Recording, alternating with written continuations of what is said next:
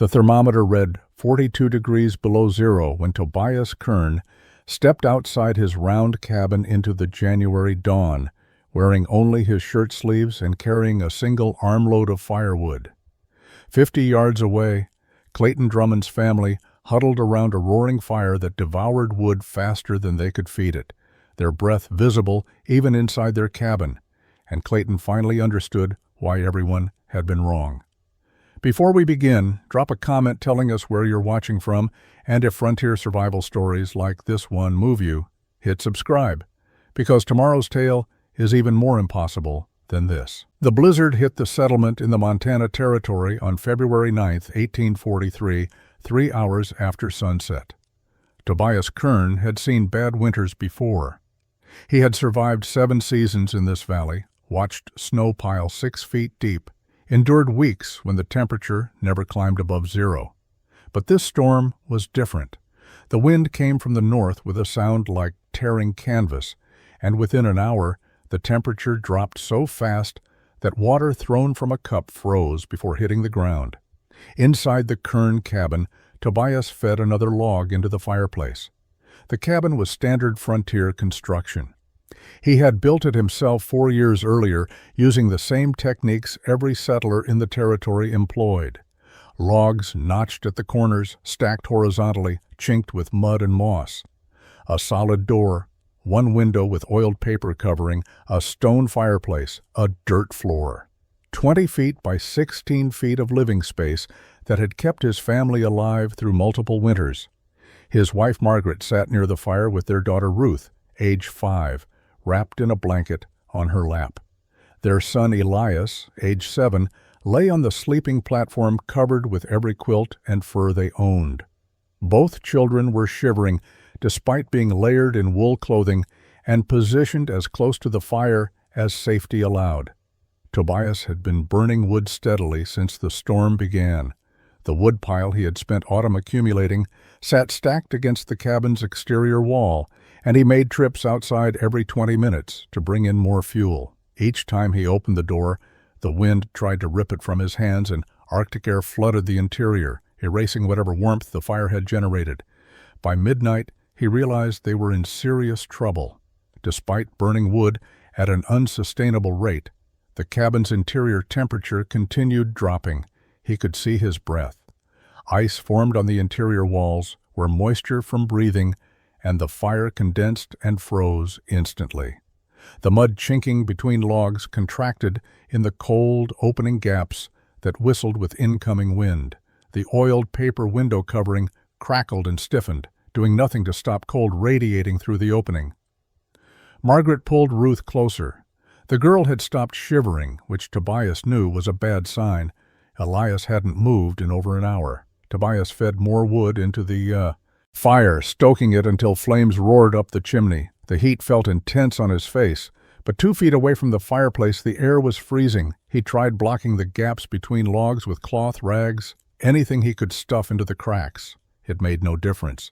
The cold came through the walls themselves. The horizontal logs conducted the exterior temperature directly into the interior. Each log was a thermal bridge, a pathway for cold to flow inward. The notched corners were even worse, creating gaps that no amount of chinking could seal permanently. By 3 in the morning, Tobias had burned through 5 days' worth of firewood.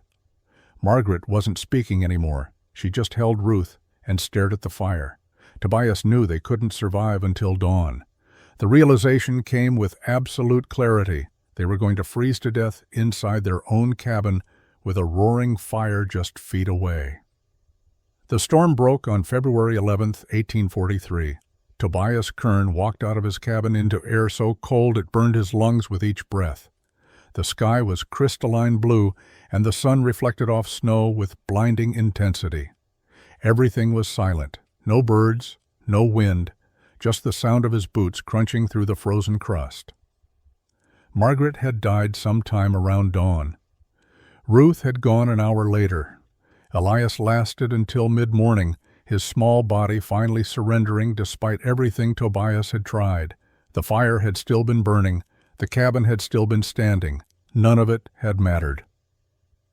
Tobias spent 2 days digging graves on the hillside above the cabin. The ground was frozen solid, and each shovelful required swinging a pickaxe first to break through the iron-hard earth. His hands blistered and bled. He didn't notice.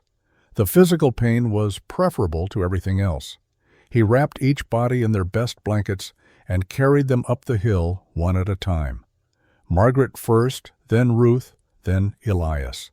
He lowered them into the ground and filled the graves with the earth he had excavated. He marked each grave with stones and stood there as the sun set, trying to form words for a prayer that wouldn't come. Other settlers came by in the following days.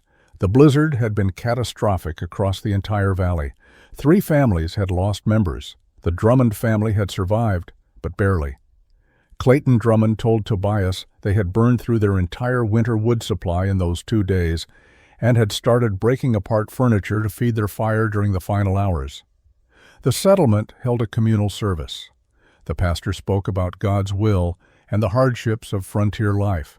People offered condolences that sounded hollow in the frozen air. Everyone understood that death was part of living in this territory. Harsh winters killed people. It was a simple fact, like the fact that summer brought heat or autumn brought harvest. You accepted it and moved on.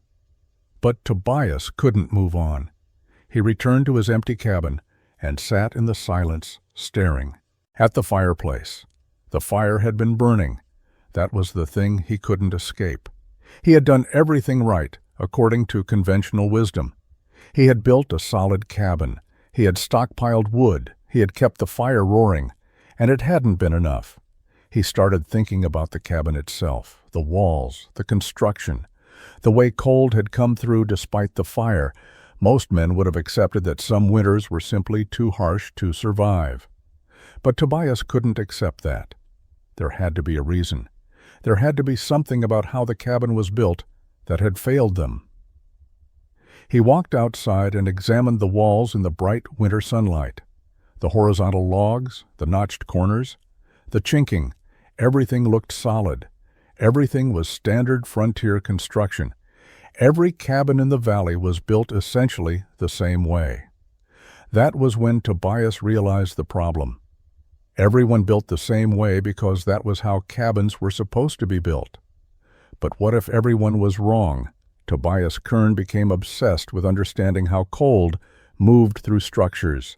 He began visiting other cabins in the settlement, asking questions that made people uncomfortable. How much wood did they burn during the blizzard? Where did they feel the coldest air coming from? Which parts of their cabins seemed to leak heat the fastest? Most settlers thought grief had unbalanced his mind. They answered his questions politely, but exchanged worried glances when he spent 20 minutes examining the corner joints of their cabins or pressing his hand against their walls to feel temperature differences.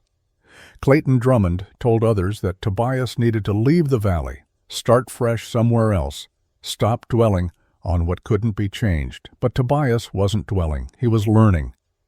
He discovered that every cabin in the settlement had the same weaknesses. The notched corners always developed gaps as the logs settled and dried. The horizontal log orientation meant each log acted as a bridge conducting exterior cold directly inside. The chinking, whether mud or moss or clay, always cracked and fell out over time. The rectangular shape created cold corners where air circulation was poor and heat couldn't reach. He spent hours observing how snow accumulated on different structures. Cabins with poor insulation showed clear patches on their roofs where interior heat melted the snow.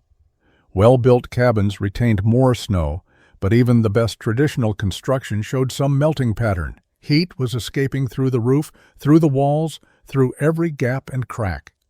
Tobias noticed something else. The wood piles behind cabins stayed warmer than the surrounding snow. When he pressed his hand against a stacked wood pile, he could feel retained warmth even in freezing temperatures. The stacked wood created air pockets between the pieces, and those pockets trapped heat. The cut ends of the logs faced outward, and the grain running perpendicular to the air seemed to insulate better than logs lying horizontally. He began experimenting with small structures. He built a miniature cabin using traditional horizontal log construction, no larger than a doghouse. He built another using short log pieces stacked with their cut ends facing outward.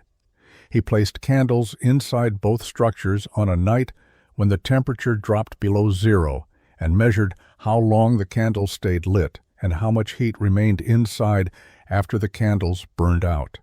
The results were definitive. The traditional horizontal log structure lost heat rapidly. The cut-end log structure retained warmth far longer.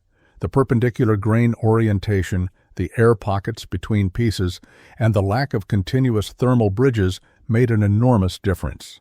Tobias also noticed that rectangular structures had inherent weaknesses. Corners created stress points and gaps. But circular structures, like the native lodges he had occasionally seen, had no corners to fail. A circle was self-supporting, with each section bracing against the next. By March, Tobias had filled a notebook with observations, measurements, and sketches. He knew how he needed to build.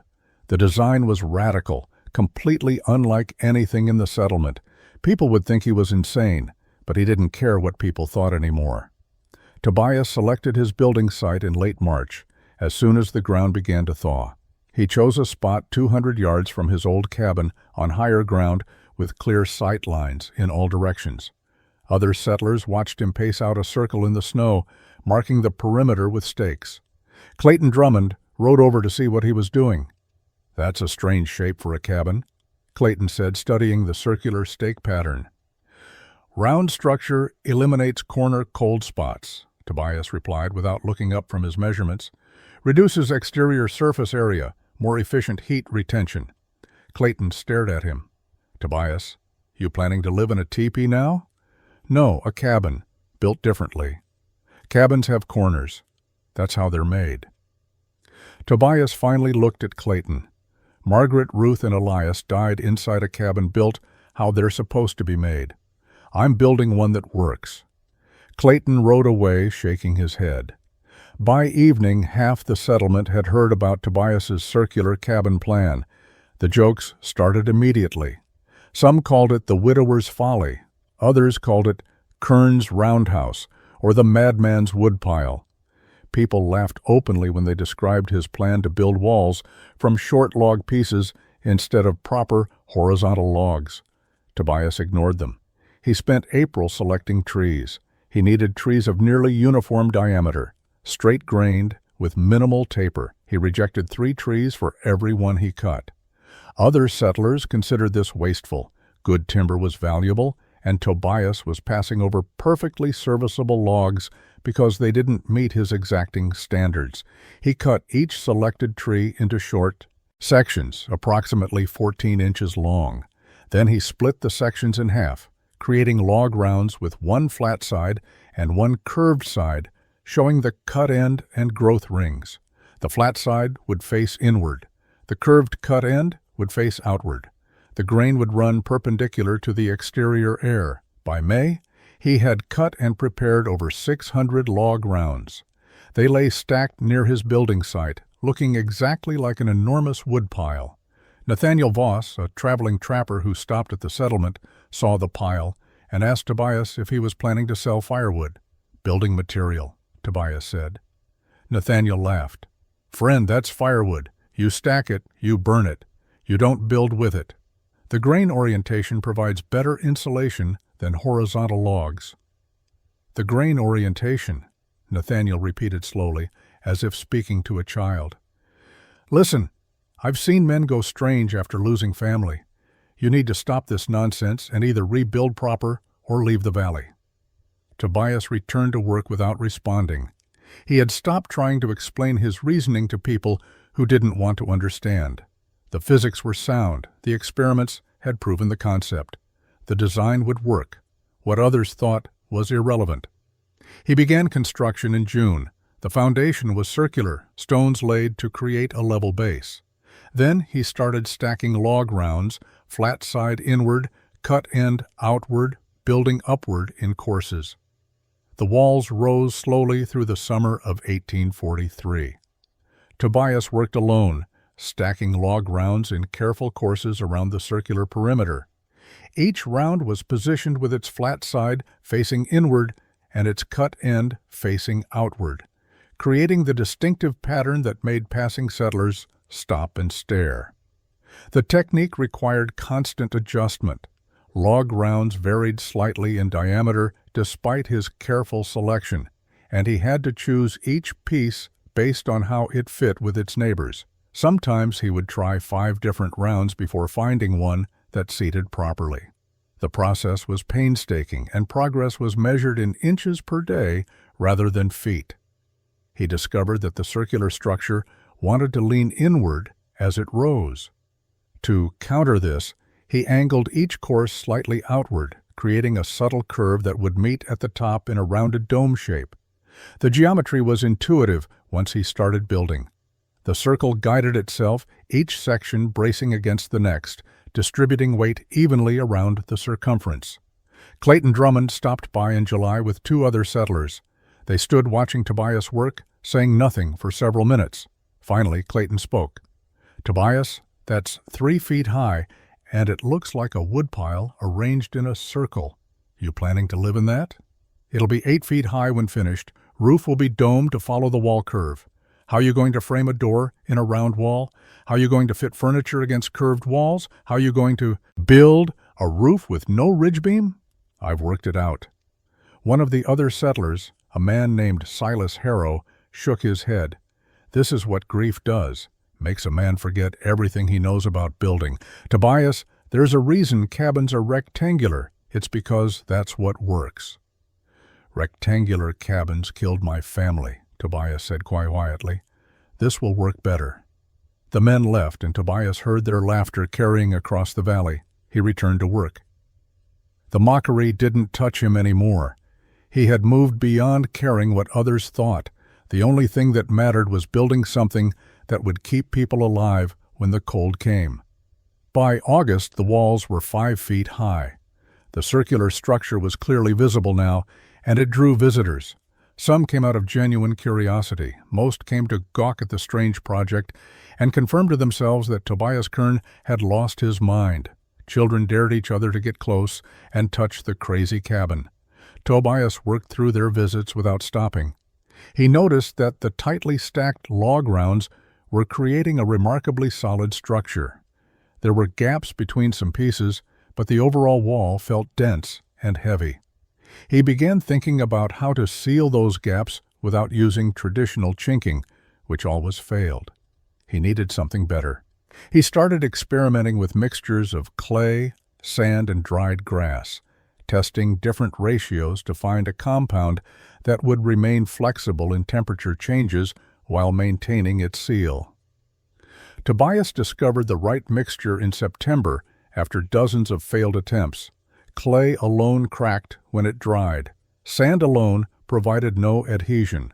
Moss alone compressed and fell out. But a specific combination of clay, coarse sand, and dried grass chopped into short fibers created something different. The clay provided the base. The sand added structural integrity. The grass fibers reinforced everything, preventing cracks from spreading. He added one more ingredient that made the compound exceptional: pine resin collected from damaged trees and boiled down until it thickened into a sticky, tar-like substance. Mixed into the clay compound while still warm, the resin made the mixture waterproof and gave it adhesive properties that bonded to wood in a way mud never could. The preparation was labor-intensive. He spent 3 days collecting clay from the creek bank, drying it, crushing it into fine powder. He gathered sand from a gravel bar and sieved it to remove rocks. He cut dried grass into half-inch pieces using shears. He collected pine resin by scraping accumulations from tree wounds, then boiling it in a pot over his fire for hours until it reduced to the right consistency. When he mixed everything together with water, the result was a thick, workable compound that smelled of pine and earth. He tested it by packing it between 2 pieces of wood and letting it dry for a week. When he tried to pull the pieces apart, the wood splintered before the seal broke. He began filling the gaps between log rounds, working the compound deep into every space. The mixture was sticky and difficult to handle, but it adhered to the wood beautifully. He smoothed each application with a flat stick, creating a seal that was nearly flush with the log ends. As it dried, the compound hardened but retained slight flexibility, exactly what he needed for a structure that would expand and contract with temperature changes.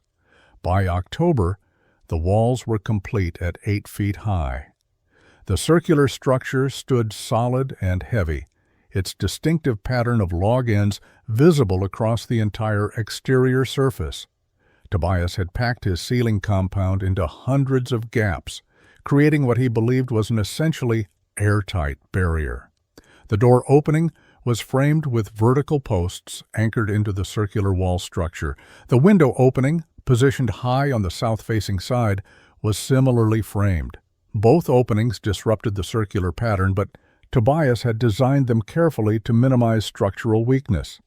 He built the door from thick planks salvaged from his old cabin, planks he couldn't bear to burn. He constructed it heavy and solid, with cross-bracing on the interior. The hinges were iron, purchased from a trading post 50 miles away at considerable expense. The door fit snugly in its frame with minimal gap around the edges. The roof presented the final challenge. A circular structure with walls that curved slightly inward required a domed roof, not a traditional peaked design. Tobias had never built anything like it, but the geometry seemed straightforward. He would need curved rafters meeting at a central point covered with layers of insulation. Tobias began the roof in late October as the first snow flurries dusted the valley.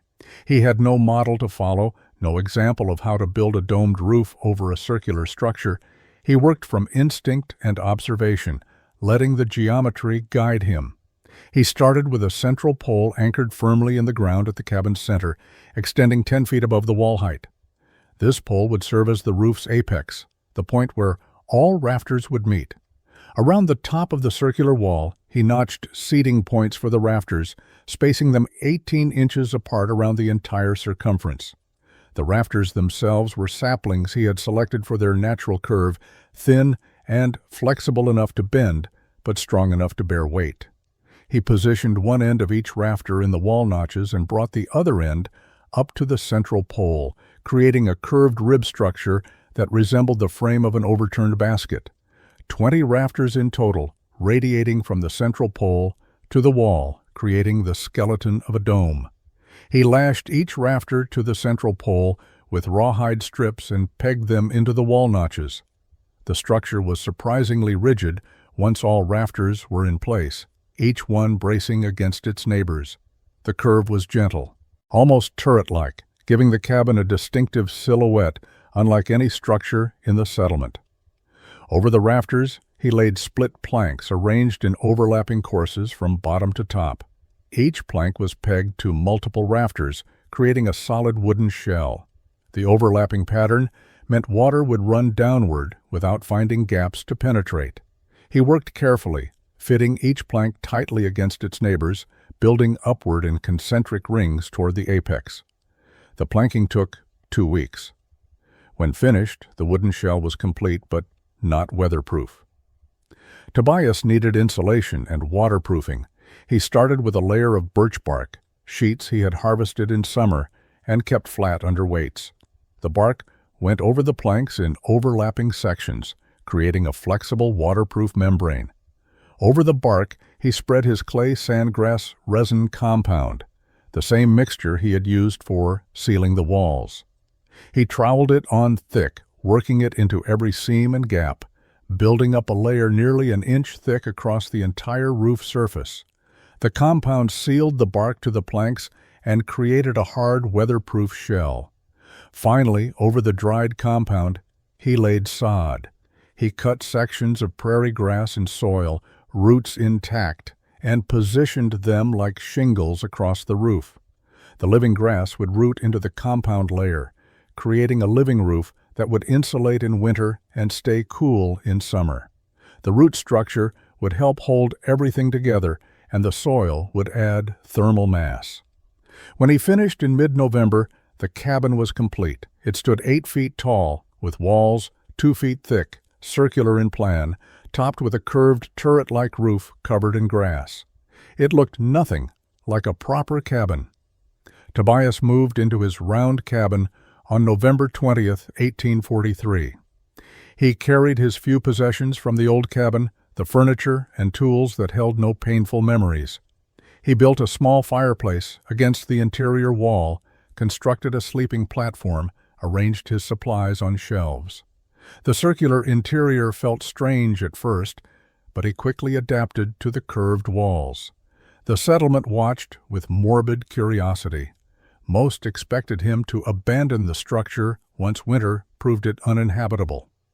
Clayton Drummond made a standing offer that Tobias could stay with his family when the round cabin failed. Others simply waited for the inevitable moment when Tobias would admit defeat and build something proper. The first serious cold came in early December. Temperatures dropped to 15 below zero, and wind swept across the valley with enough force to rattle doors and tear at roof shingles. Tobias sat inside his cabin with a small fire burning in the fireplace. He wore a single layer of wool clothing. The interior temperature was comfortable enough that he didn't need his heavy coat. He walked outside to gather firewood and noticed something remarkable. The wind that hammered against rectangular cabins seemed to slide around his circular structure. There were no corners to catch the wind, no flat surfaces to push against. The round shape deflected the force, sending it flowing around the walls rather than transferring pressure to the structure. Inside, the air was still and warm. He pressed his hand against the interior wall and felt no cold radiating through. The thick, log-round construction, with its sealed gaps, created an insulating barrier that blocked thermal transfer. The perpendicular grain orientation meant cold couldn't conduct through the wood the way it did in horizontal log walls. By mid-December, the temperature had dropped to 25 below zero. Other settlers burned wood frantically, feeding their fires around the clock to maintain barely tolerable interior temperatures. Tobias burned a fraction of what they consumed. His small fireplace provided adequate heat because the heat stayed inside instead of escaping through gaps and thermal bridges. He noticed his roof performed exactly as designed. Snow accumulated heavily on the domed surface, building up in a thick white layer. But unlike the roofs on traditional cabins, where melting patterns showed heat escaping, Tobias's roof showed no melting at all. The snow sat undisturbed, proving that interior heat was staying inside rather than radiating upward through the roof structure. The circular geometry created natural air circulation inside. Warm air rose to the center of the dome and spread outward along the curved ceiling, descending along the walls in a continuous, gentle flow. There were no dead corners where cold air pooled. Every part of the interior received warmth from the central fire. Tobias kept a log of his firewood consumption. He burned approximately one-third the amount that Clayton Drummond reported using. The difference was staggering. Clayton's family went through their winter stockpile at an alarming rate, already worried about running short before spring. The extreme cold arrived on January 17, 1844. The temperature had been dropping steadily for 3 days, and by dawn it reached 42 degrees below zero. The air was so cold it created ice fog, tiny frozen crystals suspended in the atmosphere that caught the weak winter sunlight and turned the world into a ghostly white landscape. Tobias woke in his round cabin feeling comfortable under a single blanket. The fire in his fireplace had burned down to coals overnight, but the interior temperature had remained stable. The thick walls retained the previous day's heat, releasing it slowly throughout the night. He added wood to the coals, waited for flames to catch, then dressed in his regular clothing.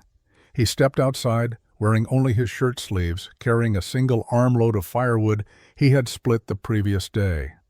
The cold hit him immediately, but he wasn't going far. He walked the firewood to his sheltered stack against the cabin's exterior and returned inside within 2 minutes. 50 yards away he could see smoke pouring from Clayton Drummond's chimney.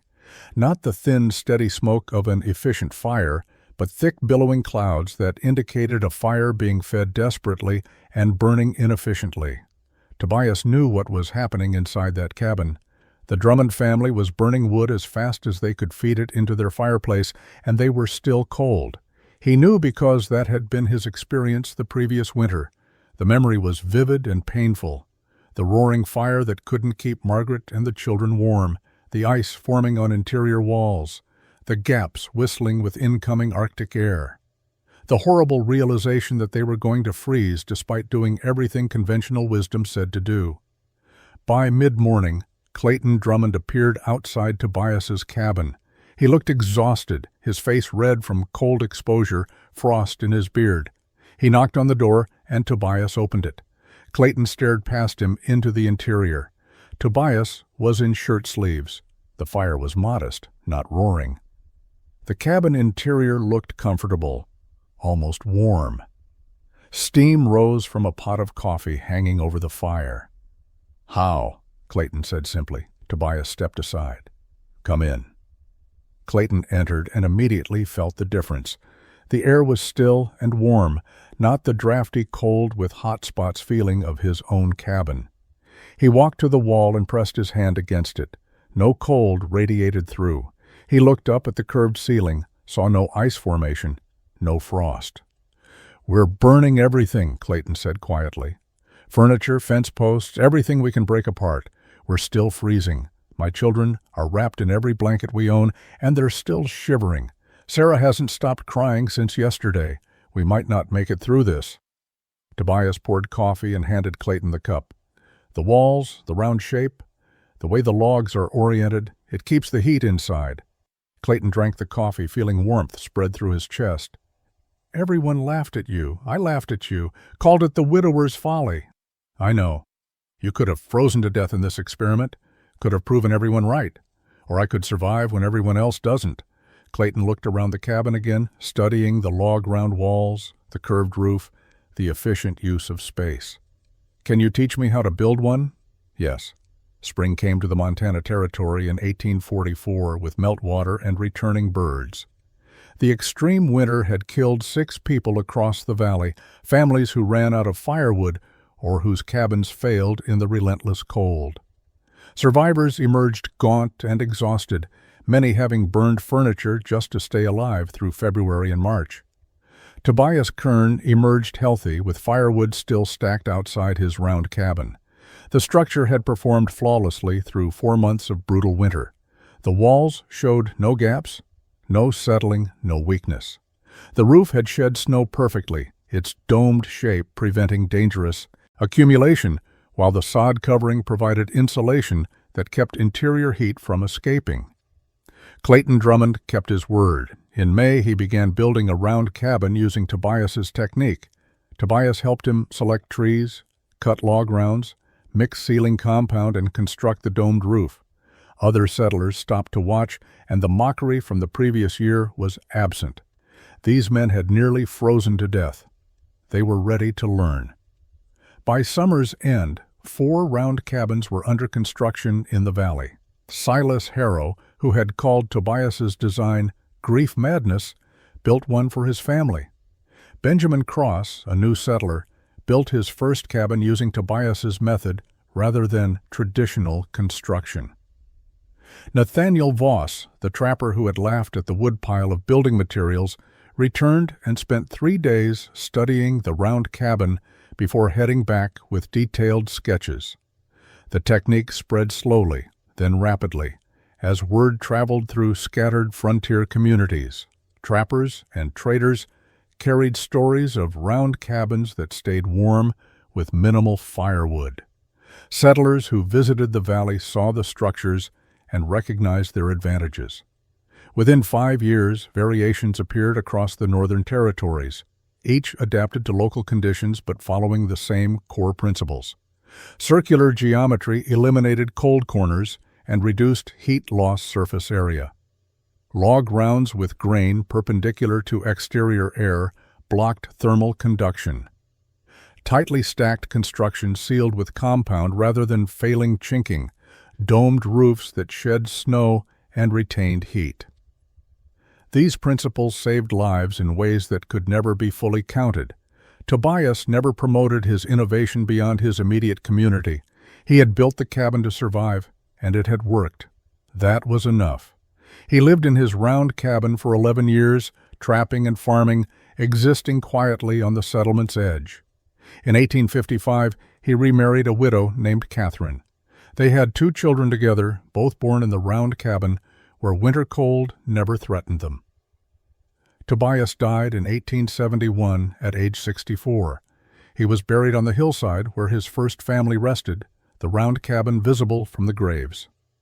Catherine and the children lived in the structure for another 15 years before moving to town, but they kept it maintained, and it stood solid into the 20th century, long after traditional cabins from the 1840s had collapsed. The story of Tobias Kern teaches that innovation often comes from tragedy rather than comfort. His solution required no new technology, just existing materials used differently. The round cabins that spread across the Northern Territories saved dozens of lives, proving that sometimes the best solution requires abandoning tradition entirely and surviving when survival meant turning grief into wisdom.